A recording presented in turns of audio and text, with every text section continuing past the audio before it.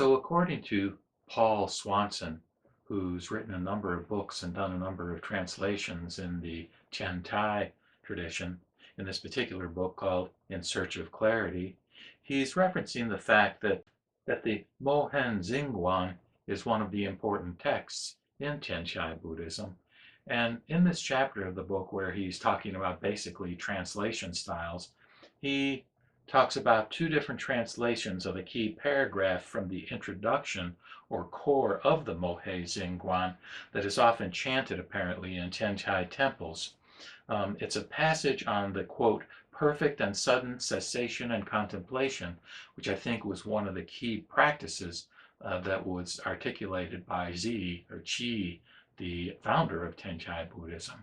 So I'm going to go to an audio-only modality and recite these two passages, these two translations, one of which is by Stevenson and the other of which is by Swanson himself. And I'll put the references to these sources in the description of this video.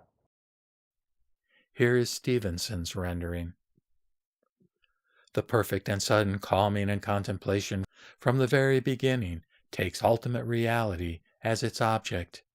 No matter what the object of contemplation might be, it is seen to be identical to the middle. There is nothing here that is not true reality. When one fixes the mind on the Dharmadhatu as object and unifies one's mindfulness with the Dharmadhatu as it is, then there is not a single sight or smell that is not the middle way. The same goes for the realm of self, the realm of Buddha, and the realm of living beings. Since all aggregates or skandhas and sense axes or ayatanas of body and mind are thusness, there is no suffering to be cast away. Since nescience and the afflictions are themselves identical with enlightenment or bodhi, there is no origin of suffering to be eradicated. Since the two extreme views are the middle way and false views are the right view, there is no path to be cultivated. Since samsara is identical with nirvana, there is no cessation to be achieved. Because of the intrinsic inexistence of suffering and its origin, the mundane does not exist. Because of the inexistence of the path and cessation, the supramundane does not exist. A single, unalloyed reality is all there is.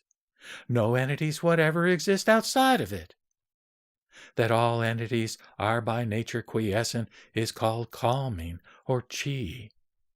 That, though quiescent, this nature is ever luminous is called contemplation or quan.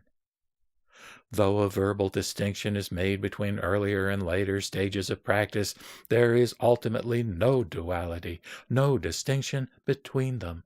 This is what is called the perfect and sudden calming and contemplation. And then here is Swanson's rendering. The perfect and sudden method of practicing cessation and contemplation involves taking the true aspects of reality as the object from the very beginning. Whatever is made to be the object of contemplation, it is the middle. There is nothing that is not truly real. When you attain the state of contemplation wherein reality itself, or Dharmadhatu, is fixed as the object of cognition and contemplation, and your thoughts are integrated with reality itself, then you realize that there is not a single color or scent that is not the middle way.